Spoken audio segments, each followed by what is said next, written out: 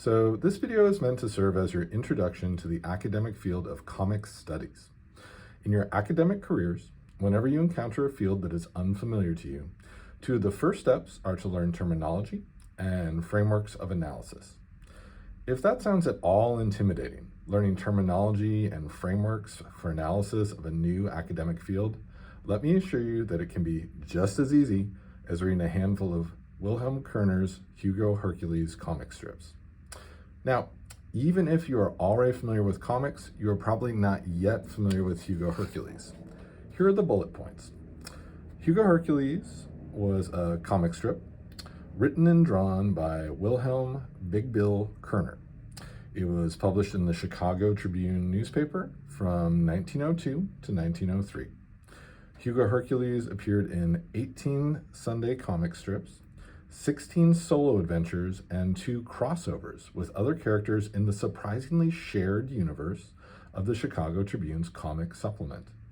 As comic studies has developed as an academic field, the historic significance of this comic strip has become more widely acknowledged. However, the exact nature of that significance depends on one's definition of the term superhero. In the estimation of comics creator Alan Moore, author of Watchmen, the character of Hugo Hercules is the first American superhero. However, in the judgment of comics scholar Peter Coogan, author of Superhero, The Secret Origin of a Genre, he can claim only the more modest title of the first positive presentation of a heroic Superman in comics. But in either case, Hugo Hercules is a first, a significant case study in the development of the American superhero. But before we attempt to analyze a comic, such as this strip titled Hugo Hercules to the Rescue Once More, we should first learn a little terminology.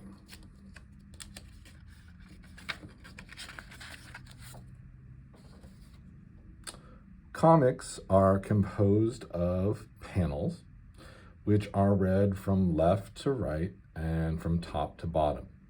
In their most fundamental form, panels are boxes, each representing a moment in time. So on this Hugo Hercules strip, I'm going to use a purple pen to outline the panels.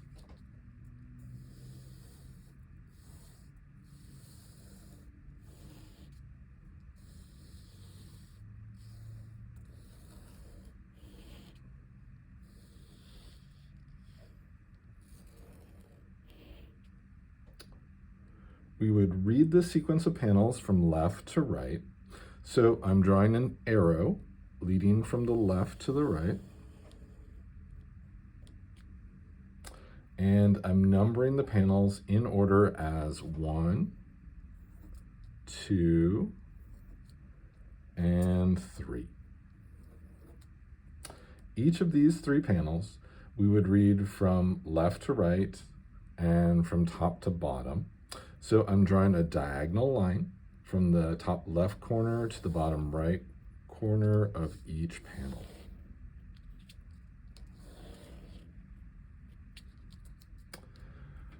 The panels in comics are separated by gutters on this, which are the spaces in between them.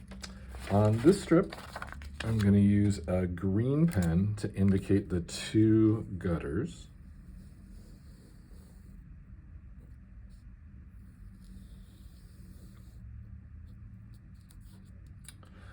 If each of the panels represents a moment in time, then each gutter represents the time that passes in between those moments. So essentially in comics, space is time. I should mention that a row of panels tends to be referred to as a tier.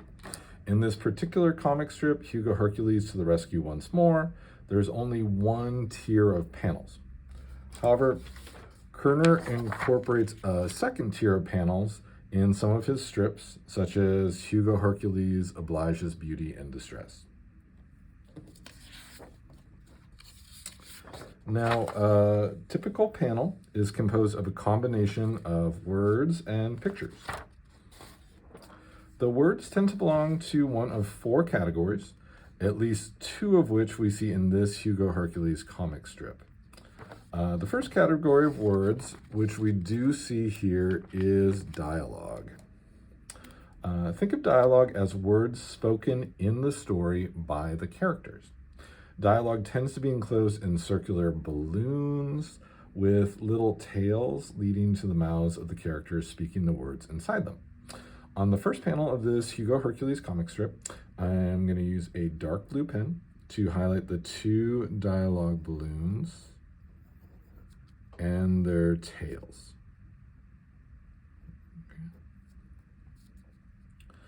The second category of words, which I would argue we do see here, are thoughts. While dialogue is external, that is the words that go out of the characters' mouths, thoughts are internal, that is the words that stay in the characters' minds. In more modern comics, to differentiate them from dialogue, thoughts tend to be enclosed in cloud-shaped balloons with a trail of little circles leading toward the minds of the characters thinking the words inside them. So on the second panel of this strip, I am using a light blue pen to draw a cloud around the thoughts of the character Hugo Hercules.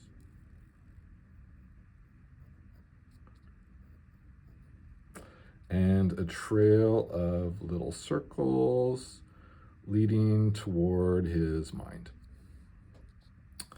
The third category of words, which you could argue we either do or do not see in this Hugo Hercules comic strip, is narration. Think of narration as words spoken about the story by a narrator. In more modern comics, narration tends to be enclosed in boxes. The argument you can make about this particular comic strip is that Hugo Hercules is not only a character in it, but also the narrator of it. In which case, I could have used my light blue pen to enclose these words at the bottom of each panel in a box, instead of in a cloud-shaped thought balloon. So, just for the sake of that argument, on the third panel of this strip, I'm using my light blue pen to draw a box around Hugo Hercules' thoughts. And under both the thought balloon, under the second panel, and the narration box, I'm writing a question mark to indicate that the distinction is a little unclear here. In a more modern comic book you might take a look at in one of my classes, such as the first appearance of the character of Captain Marvel in Whiz Comics number 2 from 1940, or the first appearance of the character of Black Panther in Fantastic Four number 52 from 1966. The use of narration boxes and thought balloons makes it much easier to differentiate between narration and thought. Also in a more modern comic, you would likely see a fourth category of words, sound effects, but let's save that category for a different video.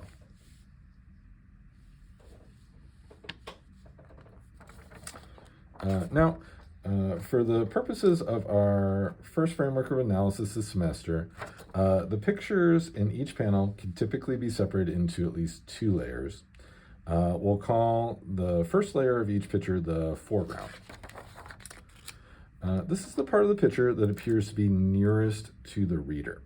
Whoever or whatever is in the foreground of the picture is often drawn to look bigger and to have more detail. On the third panel of this comic strip, I'm using a darker red pen to indicate the foreground, where we see Hugo Hercules, the man, the old guy, he saved from a falling safe, and that man's daughter. And I'm using the red pen also to circle a couple of the interesting details in the foreground. The money that the man is offering to Hugo, as well as the embrace that the daughter is giving him, both as rewards for his heroic act. Finally, we'll call the second layer of each picture the background.